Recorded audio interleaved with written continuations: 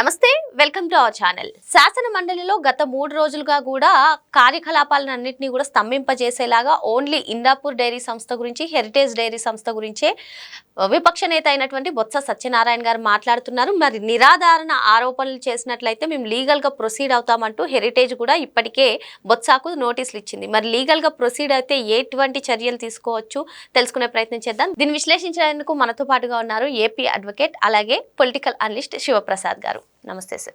నమస్తే సార్, తిరుమల కల్తీ నెయ్యి వ్యవహారం ఇప్పుడు చూసుకున్నట్లయితే ఇందాపూర్ డైరీ గురించి, హెరిటేజ్ గురించి చాలా కామెంట్స్ చేస్తున్నారు.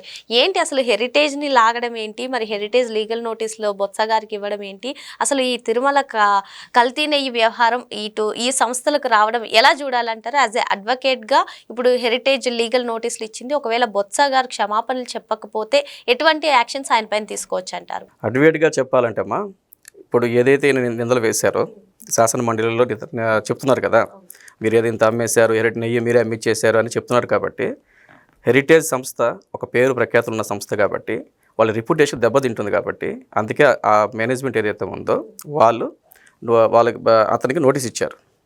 నువ్వు చెప్పిన దానికి ఆధారాలు చూపించు, ఆధారాలు చూపించకపోతే నీ మీద క్రిమినల్ అండ్ సివిల్ డిఫమేషన్ కేసే వేస్తారు. వేసి నాకు తెలిసి ఒక 100 కోట్లనే వేయచ్చు, 100 కోట్లను వేయచ్చు. దీంట్లో అమౌంట్ 100 కోట్లైనా సరే, ఎందుకంటే సంస్థ పెద్దది కాబట్టి వాళ్ళ రిప్యుటేషన్ దెబ్బతింటుంది. కాబట్టి పర్మినల్ దావా కింద ఆ అమౌంట్ కట్టమని చెప్పి ఖచ్చితంగా నోటీస్ అయితే ఇస్తారు వాళ్ళకి. సో క్రిమినల్ అండ్ సివిల్ 2 చర్యలు తీసుకోబోతున్నారు.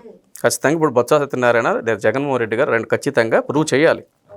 ఇందాపూర్ నెయ్యి అనేది హెరిటేజే దాని ముందు పెట్టి హెరిటేజ్ని తిరుమలకి నెయ్యి సప్లై చేసింది 2014 నుంచి 19 వరకు అనే అంశాన్ని వాళ్ళు ఖచ్చితంగా సాక్ష్యాధారాలతో ఇప్పుడు చూపించాలి.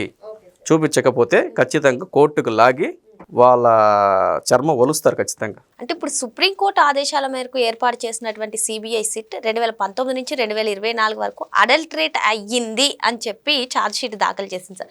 ఆ ఛార్జ్ షీట్లో ఎక్కడా కూడా అటు ఇందాపూర్ డైరీ సంస్థ పేరు లేనే లేదు.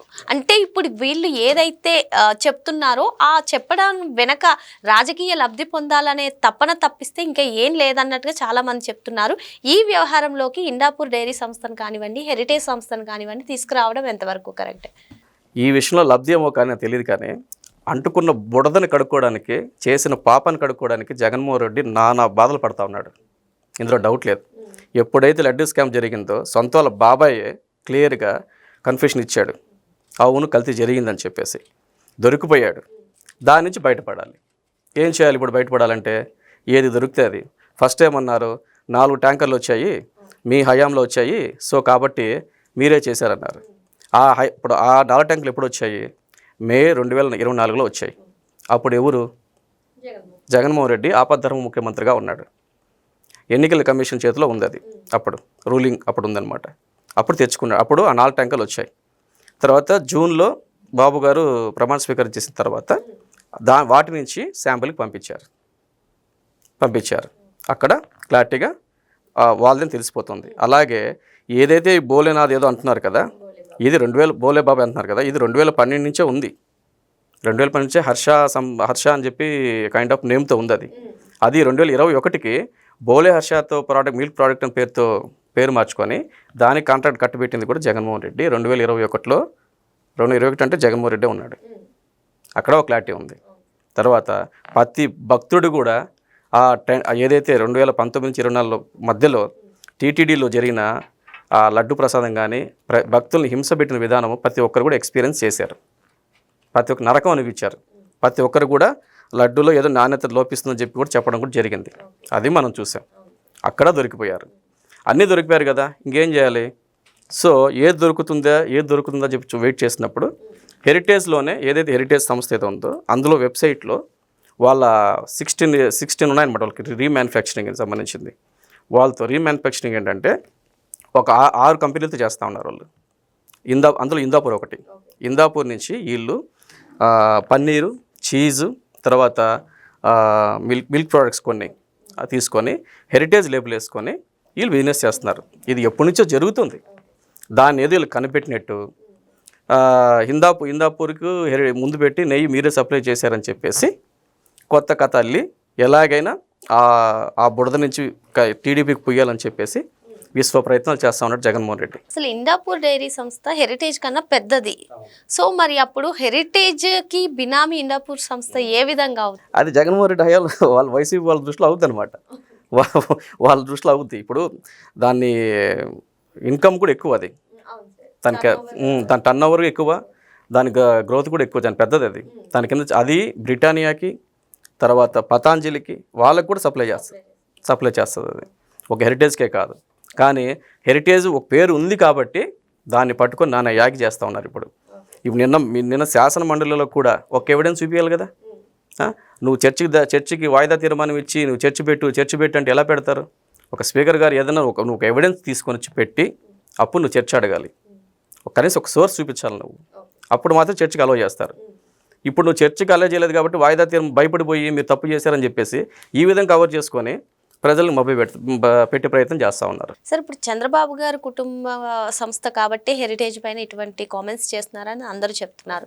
ఇది పక్కన పెడితే హెరిటేజ్ మీద కామెంట్స్ చేయగానే ఒక ప్రెస్ నోట్ ఇవ్వడం కానివ్వండి, లేదంటే వెంటనే లీగల్ నోటీసెస్ కానివ్వండి ఇవ్వడం జరిగింది. మరి 2019 నుంచి 2024 వరకు జగన్మోహన్ రెడ్డి అధికారాన్ని అడ్డుపెట్టుకుని తన సంస్థలకి ఎన్నో లాభాలు చేకూర్చే విధంగా చేశారు, అధికార దుర్వినియోగానికి పాల్పడ్డారని అటు భారతీ సిమెంట్స్ పైన, సాక్షి యాజమాన్యం పైన ఎన్నోసార్లు వాదనలు వినిపించాయి. మరి వాళ్ళు లీగల్గా ఎందుకు ప్రొసీడ్ అవ్వలేదు? మరి ఇవి రెండింటిని కంపేర్ చేసుకుంటే మనం ఎలా చూడాలని? అస్సలు హెరిటేజ్కి జగన్మోహన్ రెడ్డికి ఉన్న కంపెనీని మీరు కంపేర్ చేయకండి. ఎందుకంటే హెరిటేజ్ అనేది public listed company. Public listed company అయితే మీన్స్ ఏంటంటే ఖచ్చితంగా వాళ్ళు తీసుకున్న ప్రతి నిర్ణయం కూడా వెబ్సైట్లో కనిపించాలి, పబ్లిక్ చూడాలి కంపల్సరీ. జగన్మోహన్ రెడ్డిది ఏది పబ్లిక్ లిస్టెడ్ కంపెనీ కాదు, అన్నీ కూడా ప్రైవేట్ లిమిటెడే. అందులో అన్నీ జరిగిపోతూనే ఉంటాయి. కాబట్టి పబ్లిక్లో ఎప్పుడు ఆయన పబ్లిక్ తీసుకురారు, పబ్లిక్ చెప్పేదే ఉండదు.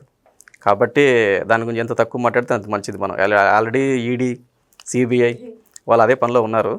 దాని మీద పెద్ద శ్రమ మనకు అవసరం లేదు. అంటే మరి కూటమి ప్రభుత్వం అధికారంలోకి వచ్చినప్పటి నుంచి కూడా ఇప్పుడు బొత్స గారే కాదండి, మొత్తం వైసీపీ కీలక నేతలందరూ కూడా ప్రభుత్వం ఎటువంటి కార్యక్రమాలు చేపట్టినా దానిపైన బురద జల్లడం లేదు అంటే ఇటువంటి ఆరోపణలు చేయడమే వస్తుంది. దానిపైన కేసెస్లు కూడా నమోదవుతున్నాయి.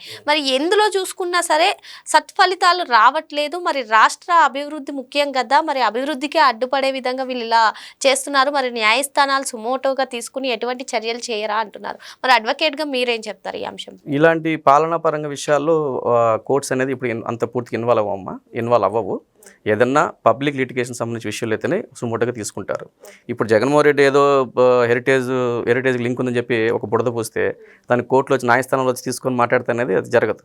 అంటే ఇప్పుడు హెరిటేజ్ గురించి అని కాదు సార్, లైక్ ఇప్పుడు పరిశ్రమలకి 99 పైసలకే భూములు ఇవ్వడం కానివ్వండి, అలా ప్రభుత్వం ఎటువంటి చర్యలు తీసుకున్నా సరే వీళ్ళు అడ్డుకట్ట వేసేందుకు ప్రయత్నిస్తున్నారని చాలా మంది చెప్తారు. మరి రాష్ట్ర అభివృద్ధి కోసం న్యాయస్థానాలు ఫోకస్ పెడితే మరి వైసీపీ పైన ఇటువంటి కామెంట్స్ చేసే వాళ్ళపైన ఎటువంటి చర్యలు తీసుకునే అవకాశం ఉన్నాయి కదా? ముట్టుకేసారు, మీరు గమనించలేదా?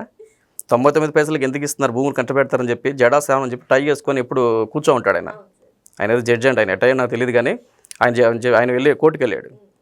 కోర్టు ఏం చెప్పింది తెలుసా మీకు? రాష్ట్ర అభివృద్ధి కోసము భూములు ఇస్తే తప్పేంటి, అక్కడ ఒక రెవెన్యూ జనరేట్ అవుతుంది, ఉద్యోగ కల్పన ఏర్పడుతుంది, అభివృద్ధి చెందితే మీకు వచ్చే ప్రాబ్లం ఏంటి, ఇది ఎక్కడ జరిగేదే కదా, దీని గురించి ఎందుకు మీరు ఇంత నానా యాగి చేస్తారని చెప్పేసి ఆ పిటిషన్ కొట్టిపడేశారు. హైకోర్టే సపోర్ట్ చేసింది. వీళ్ళు వైసీపీలు చేయరు కదా, ఎందుకంటే వాళ్ళ చేయాల్సిన బుడద చల్లుతూనే ఉంటారు. దానికి మన పని ఇప్పుడు చంద్రబాబు గారు అది చేస్తున్నారు. ఈ చోత విని ఈ చోత వదిలేస్తారు. ఆయన సీరియస్గా తీసుకోవట్లేదు. నేను అనుకోనండి. ఇప్పుడు లోకేష్ గారు అన్నారు, నువ్వెన్నైనా మాట్లాడు, నేను ఇచ్చేదే కట్టబెడతాను, ఉద్యోగాలు రావాలి, మా టార్గెట్ అది అని చెప్పి ఆయన క్లియర్గా చెప్తున్నారు. ఆయన విజన్ నీట్గా ఎక్స్ప్లెయిన్ చేస్తున్నారు. సో కాబట్టి వాళ్ళు చేస్తూనే ఉంటారు, వీళ్ళు చేయాల్సిన అభివృద్ధి వీళ్ళు చేసుకుంటూ పోతూనే ఉంటారు. అంటే ఇప్పుడు రాష్ట్ర అభివృద్ధికి సంబంధించి లోకేష్ గారు కూడా కొన్ని కీలక కామెంట్స్ చేశారు. మేము ఏదైనా చర్యలు తీసుకుని మేము అభివృద్ధికి చేద్దామంటే చాలా మందితోటి కేసులు వేపిస్తున్నారు, లీగల్గా వాళ్ళు చాలా ఇబ్బందులు పెడుతున్నారని చాలాసార్లు చెప్పారు. మరి అసలు ఈ లీగల్గా వైసీపీ ఎందుకు పదే ప్రొసీడ్ అవుతుంది? లీగల్గా ఇబ్బంది ఏం పెట్టలేదు, ఈ విషయంలో అయితే ఏం పెట్టలేదమ్మా.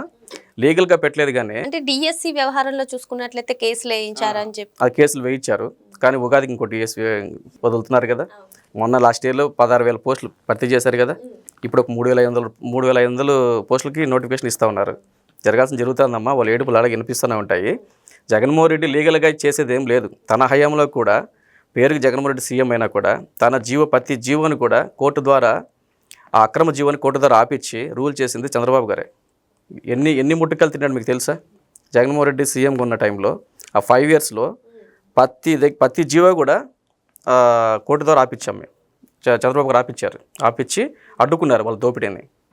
సో లీగల్గా వాళ్ళకి ఎప్పుడు రాదు. కాకపోతే రౌడీజంగా బెదిరిస్తారు. ఇప్పుడు మీరు మెడికల్ కాలేజ్ తీసుకోండి. మెడికల్ కాలేజ్ ఏం చేశారు? టెండర్లు వేస్తే నేను వచ్చిన నెక్స్ట్ టైం మేము అది క్యాన్సిల్ చేస్తాను బెదిరించాడు. ఆ భయం కల్పించాడు. సో దందాలు రౌడీలు చేయమంటే చేస్తారు వాళ్ళు. అందుకే లీగల్గా ఏం పెద్ద పొడిచేది ఏముండదు. కోర్టు కూడా కన్ఫర్మ్ చేసింది, ఇస్తే తప్పు లేదు భూముల్ని. సో డెవలప్మెంట్కే కదా, తప్పు లేదని కూడా చెప్పడం జరిగింది. కాబట్టి ఈయన బెదిరిస్తాడు అంతే. ఇప్పుడు బెదిరించాడు కదా అనుకున్నట్టుగానే టెండర్స్ రాకుండా చేశాడు బెదిరించి. సో మెడికల్ కాలేజ్ ప్రైవేట్ పరంగా కట్టితే త్వరగా ఫినిష్ అయిపోయి మన ఆంధ్ర యువతకి తర్వాత చాలా మంచి భవిష్యత్తు ఏర్పడుతుంది. మెడికల్ సంబంధించిన స్టూడెంట్స్ పెరుగుతారు, డాక్టర్స్ పెరుగుతారు. కానీ ఏం చేస్తున్నాడు? జరగనివ్వట్లేదు, బెదిరిస్తూ ఉన్నాడు. సో ఆయనదంతా బెదిరింపు ద్వారానే ఉంటుంది, అభివృద్ధి ఉండదు. ఆయన 5 ఏళ్ళు చూసాం కదా, ప్రజలు నరక యాతన అనిపించారు. ఏ వర్గం బాగుపడింది లేదు. తర్వాత ఏ జెండర్ హ్యాపీగా ఫీల్ అయింది లేదు. రోడ్లు లేవు, కరెంటు లేదు, ధరలు పెరిగిపోయాయి. ఆ నరకం అనుభవించే ఆయనకి ఇచ్చింది 11. యాజ్ అన్ అడ్వకేట్గా నేను ఒక క్వశ్చన్ ఎక్స్పెక్ట్ చేస్తున్నాను సార్. కూటమి ప్రభుత్వం అధికారంలోకి వచ్చినప్పటి నుంచి కూడా వైఎస్ఆర్సీపీ కార్యకర్తలపైన కక్ష సాధింపు చర్యలు చేస్తుంది. మాపై పెట్టేవన్నీ కూడా అక్రమ కేసులే అంటున్నారు. మరి నిజంగా ఆ అక్రమ కేసులా ఎలా మేము అర్థం చేసుకోవాలంటారు? సరే, ఒక్క అక్రమ కేసు అని వాళ్ళు చెప్పిన అక్రమ కేసుల్లో క్యాండిడేట్స్ తీసుకున్నాము. మన అరెస్ట్ చేసిన వాళ్ళు ఇప్పుడు అతను ఎవరు? బోరుగడ్డ తీసుకోండి. అతను అరెస్ట్ చేసినప్పుడు ఒక్కరన్నా అక్రమ అరెస్ట్ అన్నారా? అనలేదు.